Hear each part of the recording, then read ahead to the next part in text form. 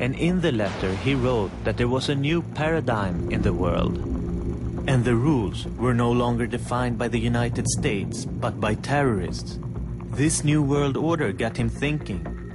And after extensive discussion, he came to the simple conclusion. The Geneva Convention could not be applied to terrorists. And for that reason, he came up with a new word for the prisoners at Guantanamo. Unlawful combatants. No one had heard this word before, and no one knew what consequences this word would come to have. Our nation is at war, our economy is in recession, and the civilized world faces unprecedented dangers. Yet the state of our union has never been stronger.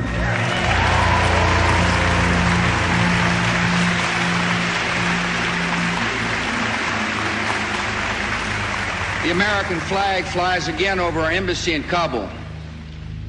Terrorists who once occupied Afghanistan now occupy cells at Guantanamo Bay.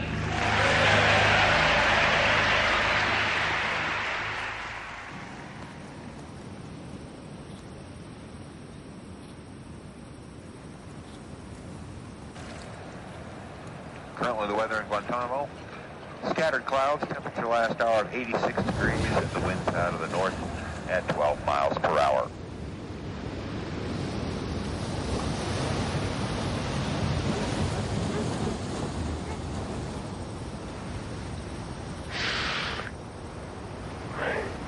My name is Lieutenant Moss. I'll be one of your escorts during your stay here. Petty Officer First Class Sherwood is another one of your escorts. The wildlife here is very unique. You'll see iguanas, and you'll see hutillas. Hutillas are also known as banana rats. With the iguanas, please don't feed them. They may come up to you because people do feed them. They can be very friendly, and at times their friendliness could turn into a bite. So, you know, you can observe them, but please no feeding the iguanas, and be careful when you're around them. I'm sure you'll probably want to get some footage of one. We also do have boas here. You probably won't see one, but you never know. So that's pretty much our wildlife here.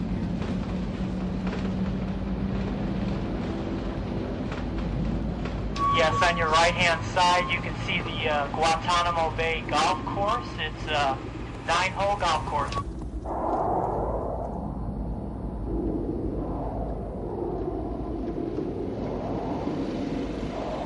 We're at Guantanamo, or Gitmo as the army nicknamed it. We still haven't met Matty. He's still being held in here. Most of the time, we spend on this bus, touring all the recreational activities available to the soldiers stationed here. On your right-hand side, you're going to see the baseball and football fields that we have available for the MWR activities. That's morale and welfare, recreation. When the operation first started out here, it was something that was new. And just like with everything, you want to constantly improve it. And the U.S. military puts a lot of emphasis on pride in trying to improve the living standards for its troops to keep morale high. We're talking about opening up a Kentucky Fried Chicken or a Pizza Hut on base. And we have a McDonald's here now. We have a Subway here. So slowly we're improving the condition of the soldiers. And this is just part of it right here. But we haven't come here to take part in the soldiers' delight over the variety of fast food. We want to know what's really going on in here.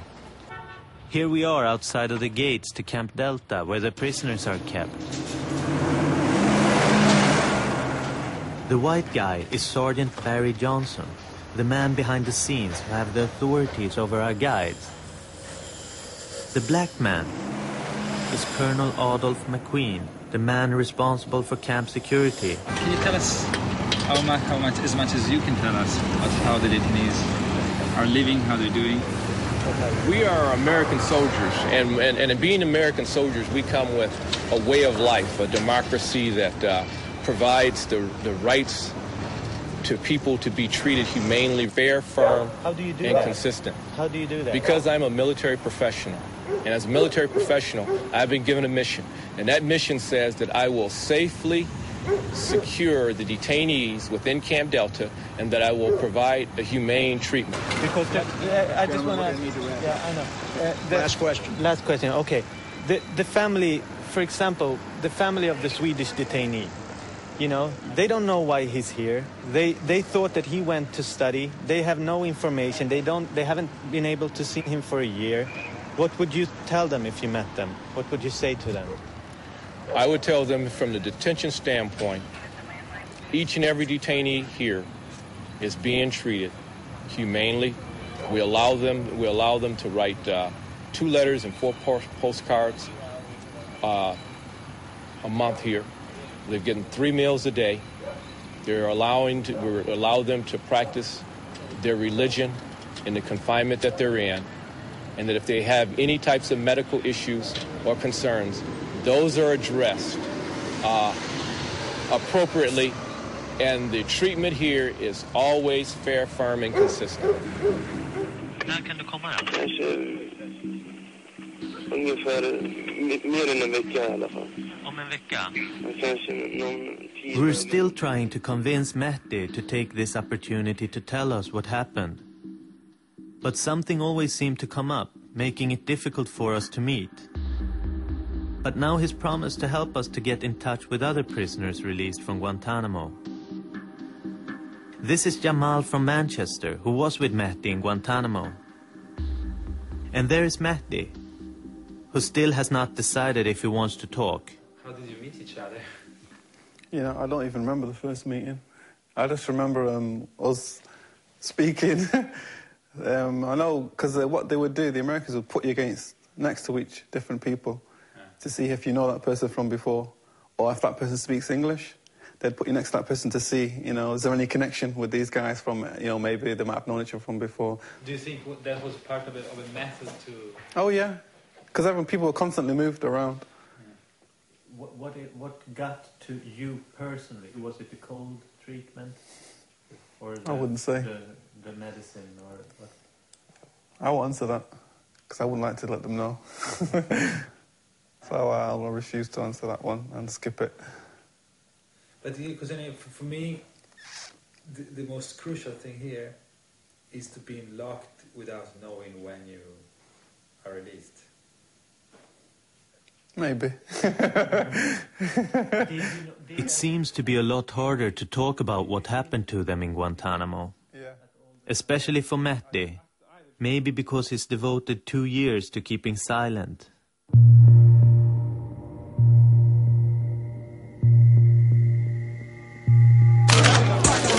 Alltså, de började använda mer fysisk tortyr och så här mot mig.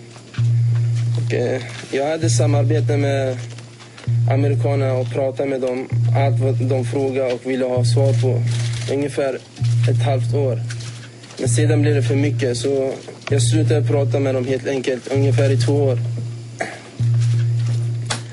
Och de började använda de här metoderna som ni har hört. Att jag har blivit i förhörsrummen, får vara där ungefär 12 timmar, 14 timmar. Och de hade satt på aircondition ungefär 13 minusgrader.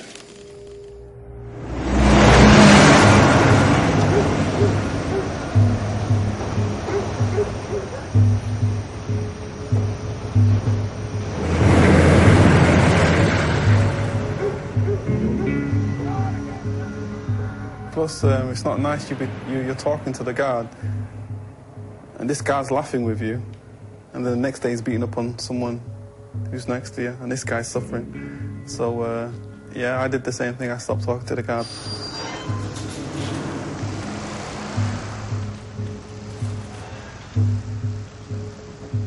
My name is Sergeant Andrew Flynn. I am in the 438th Military Police Company, and I'm from Murray, Kentucky.